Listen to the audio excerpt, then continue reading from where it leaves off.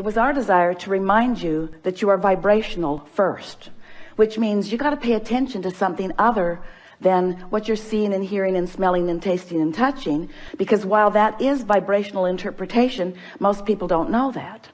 So it was necessary to help you to understand that you are emitting a vibrational signal in order to help you to understand that your signal that you are emitting is being answered all the time, and that's what equals your life experience, period.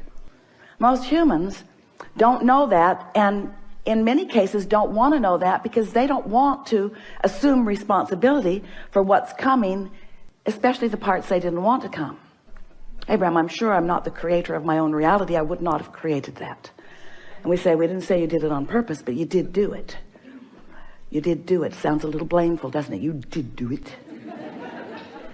But when you realize that you have creative control of your experience, because you have vibrational control of your experience, because you have focused control of your experience, because you have the ability to focus, then you say, all right. But then when it's hard, you say, not all right. This shouldn't be this hard. This shouldn't be this hard. And then you say something, which is the last thing we ever want to hear from you. I'm not good at this. But you are good at it. You just don't know you're good at it. You just haven't practiced being good at it in the way that really gives you the clarity. And that's really what we're going to be talking about here today. If you've been following us for a while, you've heard us say that you are the creator of your own reality. Blah, blah, blah. Enough of that. And that you live in a vibrational universe. Blah, blah, blah, blah, blah. Enough of that already. But you do, and you are. So, blah, blah, blah. So, here you are, the creator of your own reality. And life is constantly throwing things at you, isn't it?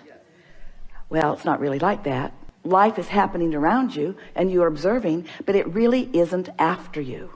It's not testing you. It's not challenging you. It's just being around you for you to observe. It's just this magnificent palette for you to play in.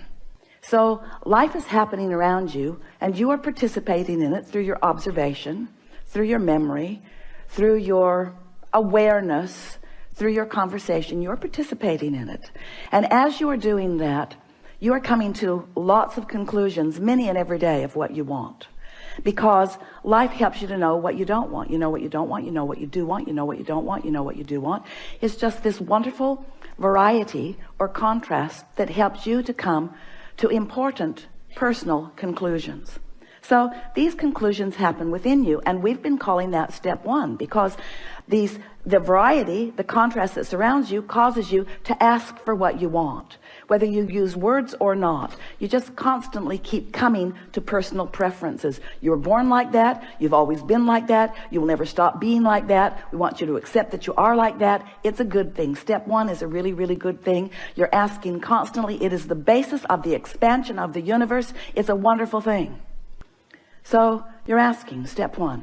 Step two, not your work. That's where law of attraction and the source within you answers what you're asking for.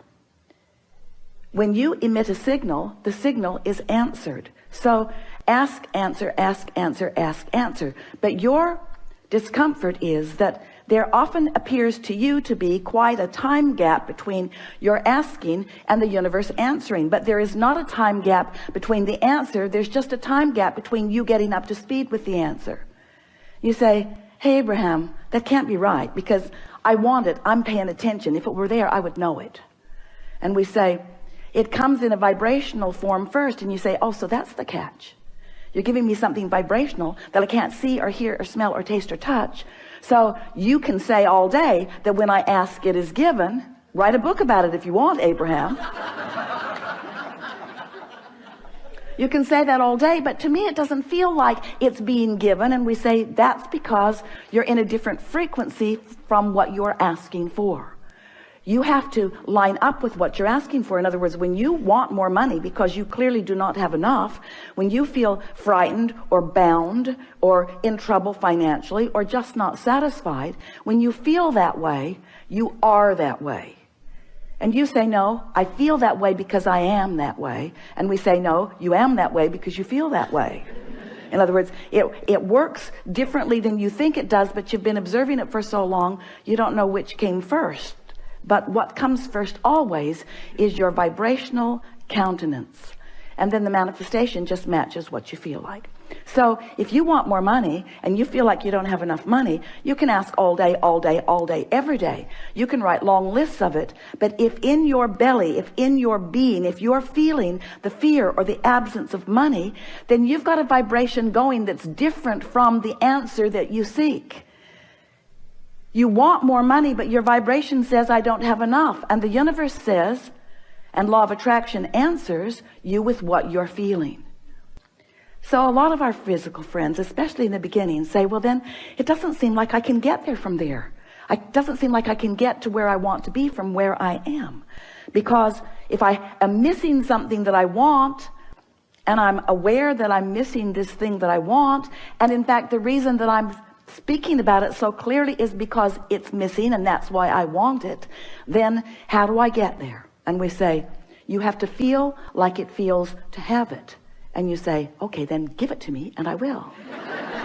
And we say, just try a little bit. Just try a little bit to not activate within yourself so often the vibration of what's missing, and focus yourself into activating the vibration of what you want. It is not as difficult as you think.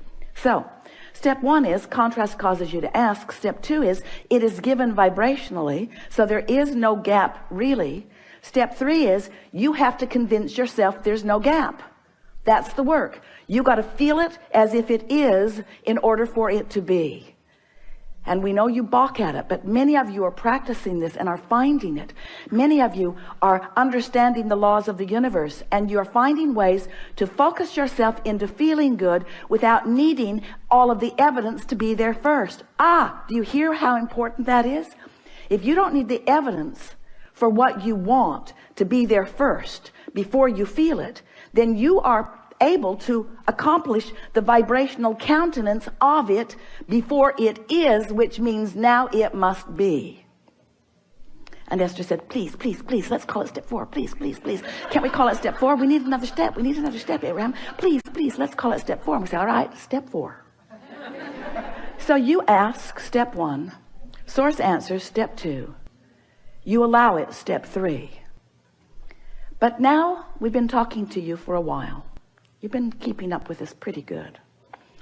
And we're saying to you that if you don't try so hard, if you just accept that you are naturally good feeling beings, and when you wake up in the morning, before you start thinking about the things that you've got to do that you don't want to do, before you start remembering the injustices of yesterday or 10 years ago, before you remember that you're going to that place today to work that you really don't want to be, before your kids get up, before any of those things happen that challenge your sense of well-being, if you can get hold of that sense of well-being and just sustain it for a little bit with really general thoughts, because if you get specific, it usually doesn't work as well.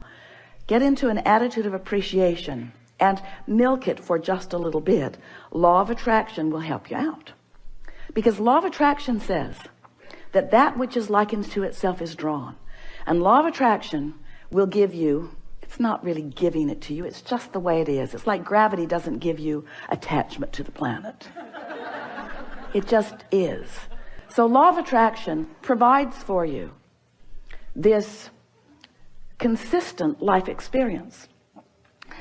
So to make it very clear and blunt, we like blunt, you have 17 seconds to sustain this thought and move it into something even more powerful. 17 seconds and another thought like it joins it. And there is power, manifestational power in that, crossing that 17-second mark, that most people don't know about, or when they wake up, they would make very sure that they stay there for 17 seconds. So if you find a good feeling thought, or better said, if you wake up and don't introduce a not good feeling thought, because when you wake up, there's no thought. During that time of slumber, you have stopped the momentum of all thought.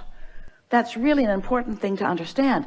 You don't know that mostly because you wake up and you start thinking so fast that you pick up your momentum right where you were and start it all over again.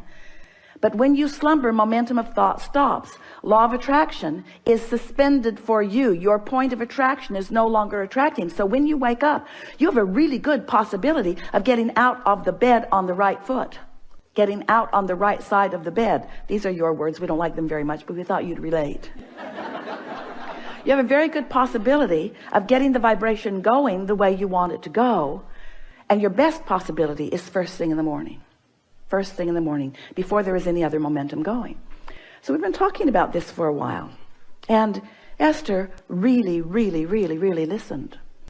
So she decided that she was going to wake up on that first morning and she was going to sustain her good feeling that she had awakened with. And she didn't make it until breakfast. Quite annoyed with herself, which didn't help. But the next day, she tried it again and didn't make it much past breakfast. Then she discovered that if she just wouldn't read her email, it would help.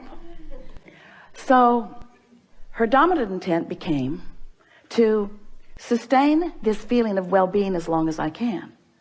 Just sustain it. And what she began noticing about the second week and third week and fourth week of doing that was that not only was it easy to find and maintain that frequency of feeling good, but there were all kinds of other benefits that began coming to her that these words won't give to you. You have to do it and find it yourself, because words don't teach. So we're just explaining to you what Esther experienced. She found a new clarity that was not within her before. She found a sort of stable ride. She remembered Jerry's story of shock absorbers. He used to tell a story about he got a new car. He was test driving it. It was a beautiful Cadillac and it was in San Diego. And the salesperson took him down a road that Jerry thought no nice car should ever be on. And he was amazed at the ride that that car gave him, even on a very bumpy road, because the suspension system, the shock absorbers were such that even though there were bumps in the road, he did not feel them in that car. And he used that analogy always, and it's the same analogy that we're offering to you here. When you find vibrational alignment with who you really are, and you sustain it for a period of time, what happens is you get shock absorbers. So even though the same sort of things may be happening around you, you might even see some of them, although law of attraction makes it less and less likely that you're going to participate on any personal level with anything unwanted once you begin sustaining this vibration of well-being. But the whole point of all of this, we don't want you to become so vibrationally snobbish. Esther says, I'm a vibrational snob. I like clarity and I will not accept confusion. But when you care about how you feel and you practice it until you're in this place where you are sustaining it more consistently, then you don't feel like you felt before. You know how when you first start knowing that you are the creator of your own reality, and you get feeling pretty good, and then someone says something that takes you away from your good feeling, and you think to yourself, I'm never talking to you again. I'm going to avoid you. You are a downer. But then you find yourself in a sort of state of avoidance everywhere. You can't watch television. You can't really go out in the world. You have to give your children away. You just can't barricade yourself into enough solitude to really maintain the vibration, and you give up so much by trying to do that. The benefit of alignment shouldn't have to pay the price of being a hermit. You should be able to practice your alignment until you're so good at it that you can go anywhere, be anywhere with anyone, and maintain your vibration. And let's call that step 4. Because Esther wants to.